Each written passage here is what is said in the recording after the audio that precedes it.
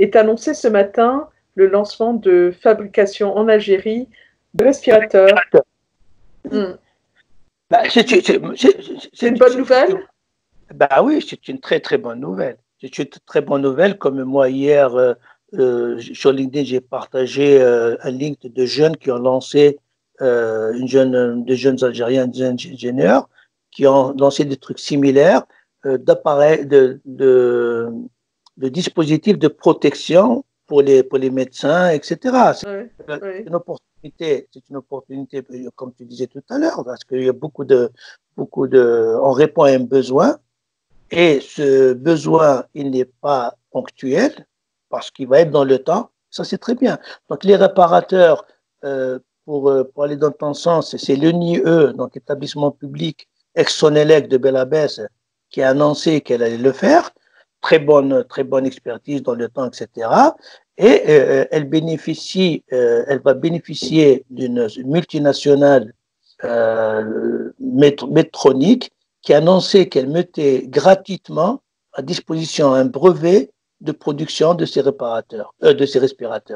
Donc, c'est une bonne nouvelle dans le sens où on a une multinationale qui montre une certaine responsabilité, ce qu'on appelle corporate social responsibility, une certaine responsabilité sociale durant cette crise mondiale. C'est bien. Et on a une entreprise nationale qui s'engage dans la production de respirateurs. Et c'est très bien. Aujourd'hui, en Algérie, on a dans le même sens, on a d'autres structures publiques comme GTEX dans les textiles qui va se mettre dans ça, comme Socotid, comme Saïdal, et j'aimerais bien aussi que le privé se mette dans tout ça. Donc effectivement, ça va dans le sens, comme tu disais tout à l'heure, que cette crise peut être une opportunité. Donc tout ça va dans le bon sens, c'est-à-dire on augmente nos capacités de production d'un certain nombre de matériaux et d'un certain nombre de produits, qui va être structurel, c'est-à-dire si aujourd'hui on a X respirateurs dans nos hôpitaux, demain on va avoir beaucoup plus. Et on a une capacité de les produire localement. Et la main-d'œuvre à laquelle on va faire appel est une main-d'œuvre spécialisée, il y a besoin d'une formation particulière? Il y a deux choses. Il y a déjà, si on parle du respirateur, on va parler de beaucoup de choses. Il y aura certainement de l'ingénierie, donc on aura besoin d'ingénieurs, on aura besoin de techniciens supérieurs, on aura besoin de techniciens, on aura besoin de spécialistes de maintenance. Bon, déjà, on crée rien qu'autour du respirateur, dans la phase fabrication, des instrumentistes, des mécanismes. On a un certain nombre de corps du métier qui est technique. Et ensuite, dans son utilisation, on les aura dans les hôpitaux. Donc, déjà, c'est bien. Ça veut dire que c'est un truc structurel qui nous permet de créer beaucoup d'emplois. Ensuite, on a des instruments très importants en Algérie qui s'appellent les écoles, les universités, les centres de formation professionnelle. Donc, on a l'opportunité, on parlait de paramédical, je te disais la dernière fois qu'on parlait de formation, on revient là aussi à une possibilité d'améliorer nos connaissances en tant que pays en formant des gens à ces nouveaux métiers. Donc, effectivement, les solutions existent. C'est-à-dire, il suffit, on revient encore une fois à une question de gouvernance et d'organisation. On a les instruments, on les utilise pas. Personnes. Bien sûr. Oui, on a des centres de formation professionnelle dans toutes les wilayas, dans toutes les daïras d'Algérie. Si je ne me trompe pas, on doit avoir dans les 1800 à 2000 centres de formation professionnelle, sans parler des universités. Sans parler des universités, qu'on a des universités dans chaque wilaya. OK? Donc, et technique. Donc, on a les instruments à mesure d'accompagner l'industrie dans l'aspect formation. Là aussi, qu'est-ce qui nous empêche de s'ouvrir et d'avoir des écoles privées spécialisées dans la formation médicale ou dans la formation paramédicale, la formation technique. Donc, et c'est là aussi, c'est encourager l'entrepreneuriat et ne pas brider l'entrepreneuriat. Qu'est-ce qui pourrait faire, alors je ne sais pas si tu pourrais répondre, qu'est-ce qui pourrait faire péricliter ce projet d'avenir pour l'Algérie?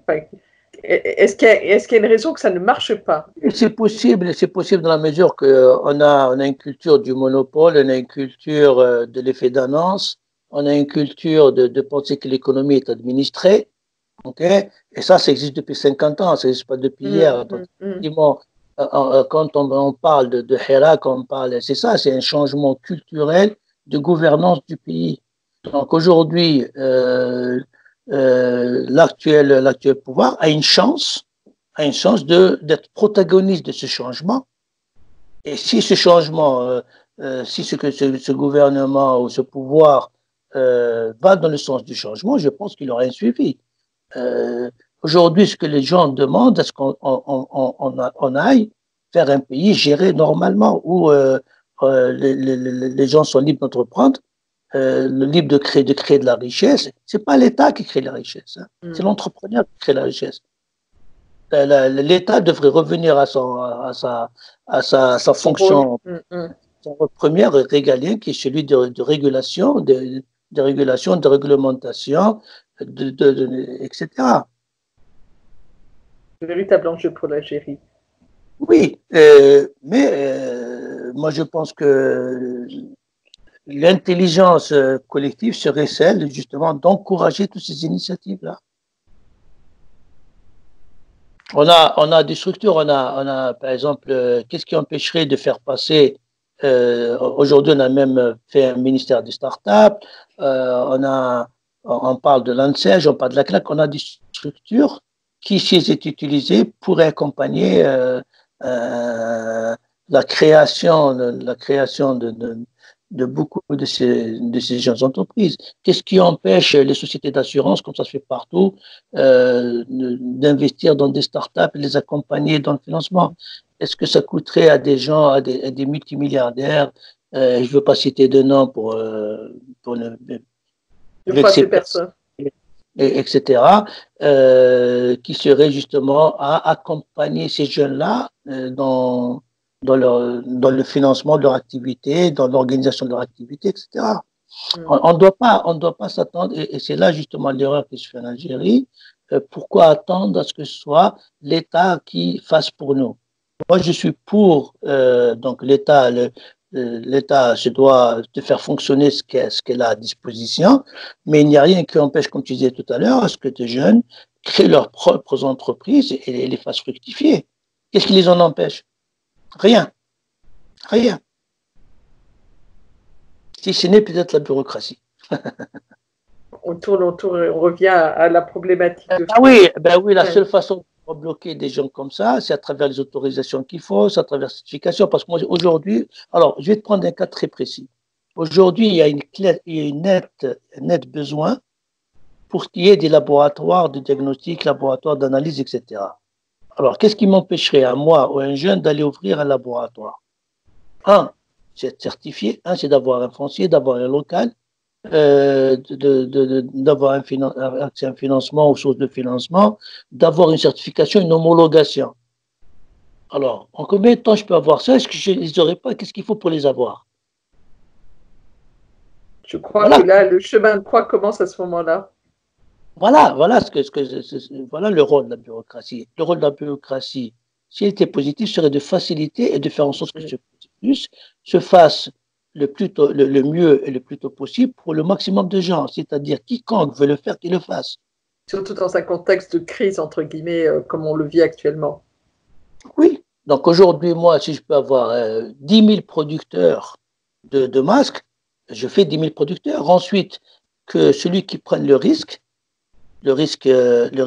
entrepreneur, c'est à lui de calculer s'il prend un risque où il va gagner de l'argent, il va perdre de l'argent. Donc, il y en a 10 000 qui estiment qu'ils peuvent l'être, et qui suis-je, moi, pour les empêcher de le faire? OK. Ensuite, pourquoi est-ce qu'il y aurait seulement un? Parce qu'on a la tendance à dire, il y a celui-là qui fait, donc plus personne ne fait. La tendance au monopole, on doit sortir de ça.